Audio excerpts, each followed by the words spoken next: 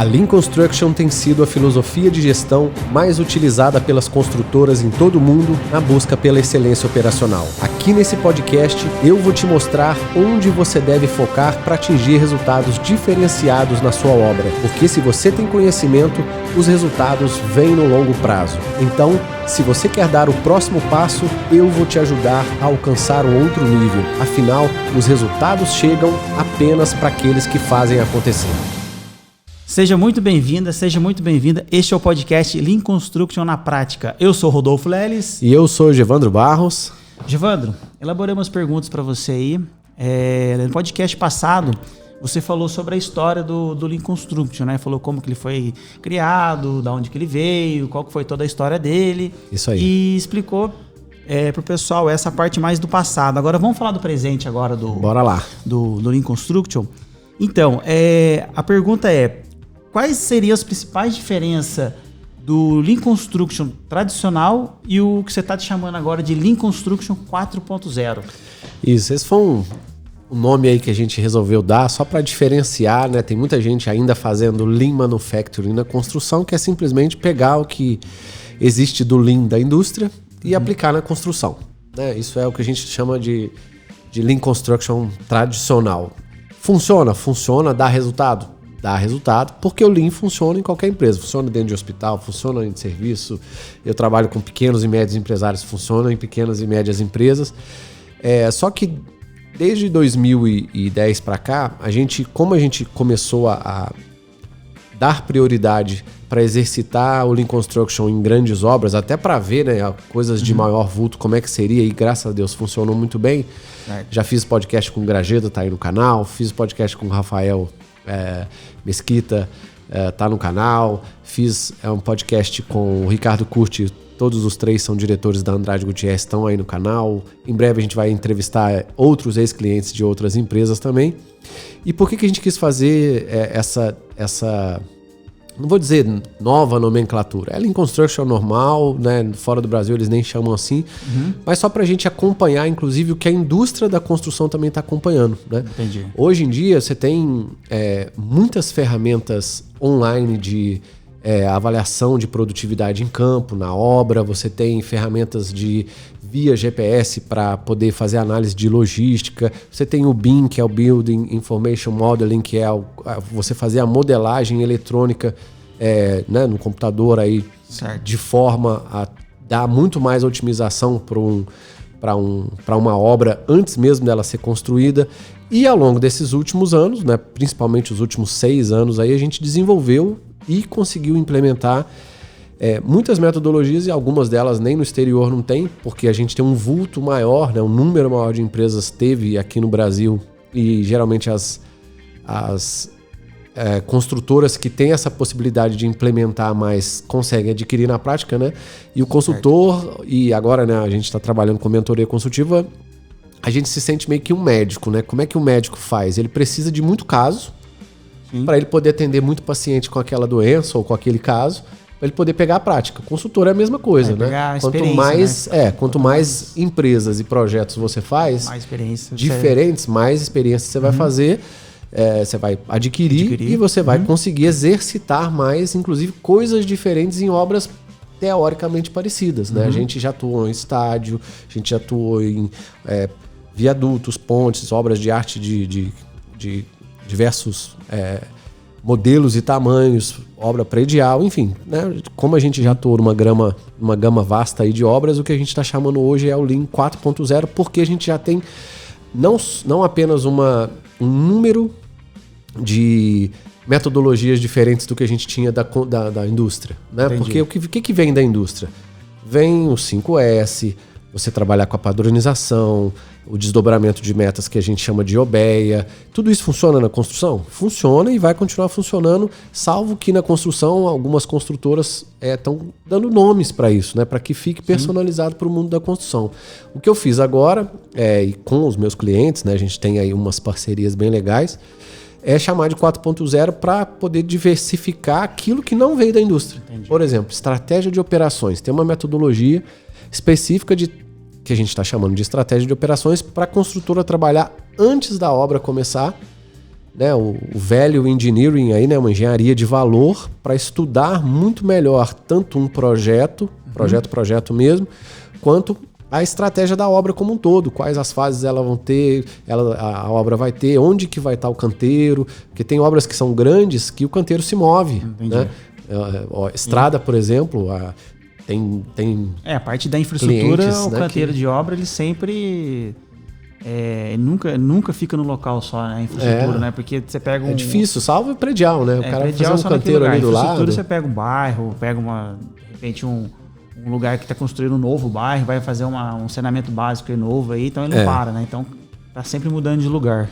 Essas mudanças. Então tem, por exemplo, estratégia de operações, né? Só para responder mais exatamente a sua pergunta. Estratégia de operações é uma metodologia nova. Pool Planning é uma metodologia nova.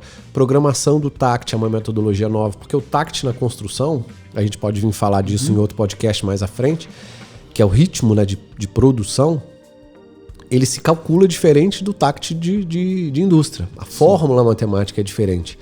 E a forma de colocar esse ritmo nos trenzinhos, que a gente chama, né?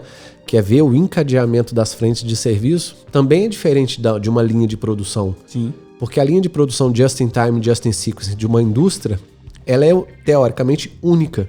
A da construção, não. Eu posso ter vários trenzinhos diferentes numa obra. Né? E com ritmos, inclusive, diferentes que eles se complementam. Isso a gente já exercitou, funciona também, tem muita coisa legal aí. Então, assim, já existe uma gama de metodologias diferentes. Cada metodologia tem um número de ferramentas dentro dela, certo, que é por isso que a gente está chamando de 4.0. Só para diferir e não ficar mais com aquele negócio meio antigo, né? Eu estou vivendo lá o Lean Manufacturing dentro da construção. Por quê? Você vai numa obra, o cara está fazendo o Lean lá. O que ele está fazendo? Ele está trabalhando com 5S, ele está trabalhando com um pouquinho de gestão visual, ele está trabalhando com a eliminação de desperdício fazendo workshop Kaizen, ele está trabalhando com a parte de logística, talvez implementando rotas de abastecimento. Tudo isso vem do Lean tradicional. Mas o que é que vem do Lean novo, né? Teoricamente mas daí no novo, caso seria isso que você está falando, seria ferramentas e metodologias. É um mix dos dois. Isso. Porque tem do Lean tradicional, certo? Ferramentas e metodologias. Isso. E qual que é a diferença entre do tradicional e do Lean 4.0 que você... São essas novas ferramentas e as metodologias. Isso. Metodologia, por exemplo, Pool Planning é novo, estratégia de operações é uma metodologia nova, programação do TACT é uma metodologia nova, logística de obra também é uma metodologia nova, que a gente dividiu em 3 etapas.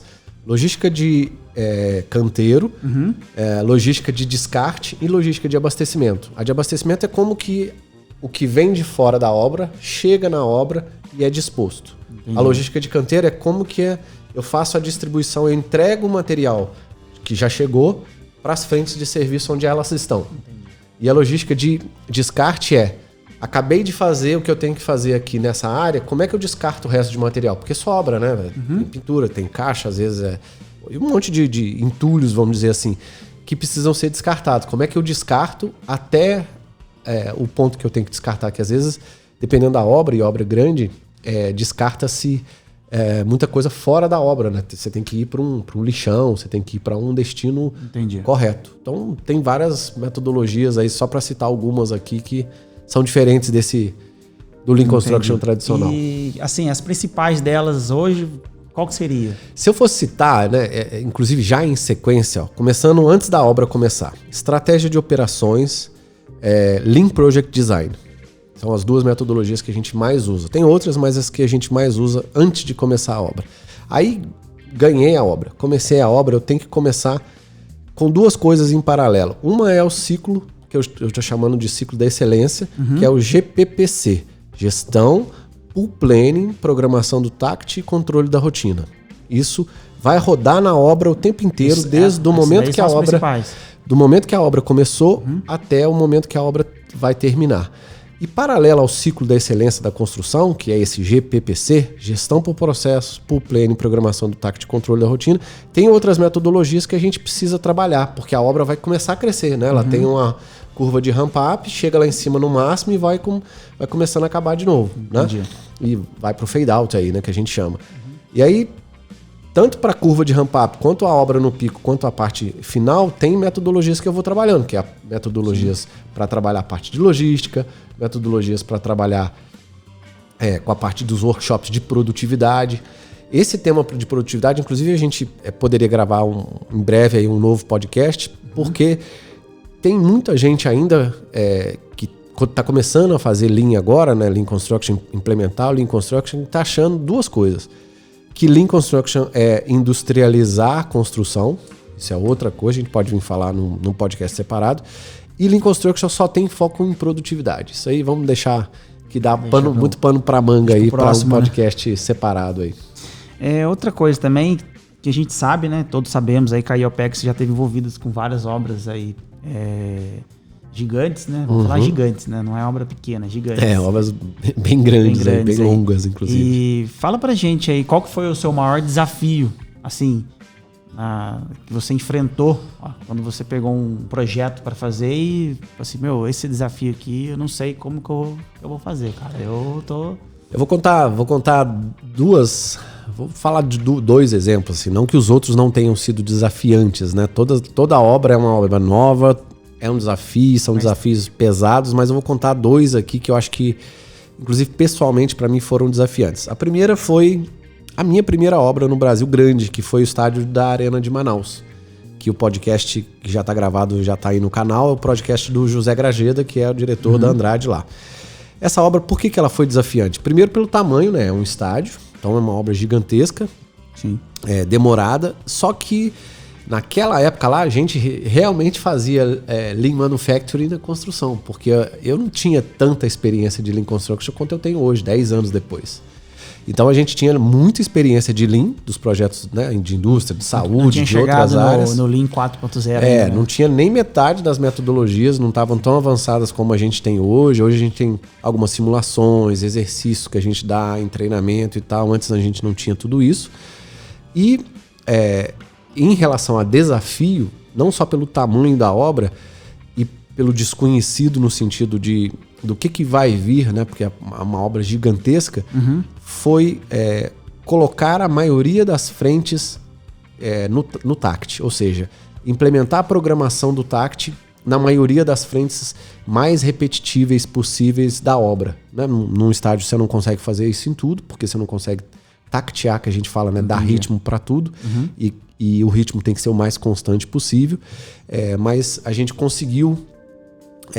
Quem está nos assistindo aí, que inclusive fez parte da obra lá, sabe, a gente conseguiu com muito custo, muito cálculo, horas a fio, né, exercitar um outro modelo de programação da produção, porque hoje a maioria das obras, né, tradicionalmente falando, por isso que a gente gosta de diferir, como é que funciona uma programação da produção? Você vai numa obra qualquer, eu fui aqui numa obra em frente ao IOPEX, passei lá, eu conheço, né, um engenheiro de produção que está trabalhando numa obra de um prédio aqui na frente do IOPEX. Certo. Ele está numa construtora média, está lá fazendo o prédio e eu perguntei algumas coisas para ele, até quero gravar um dia aí com ele um podcast ou um vídeo qualquer para o nosso canal para falar de obras prediais, né? Ele trabalha numa construtora predial que faz prédios residenciais.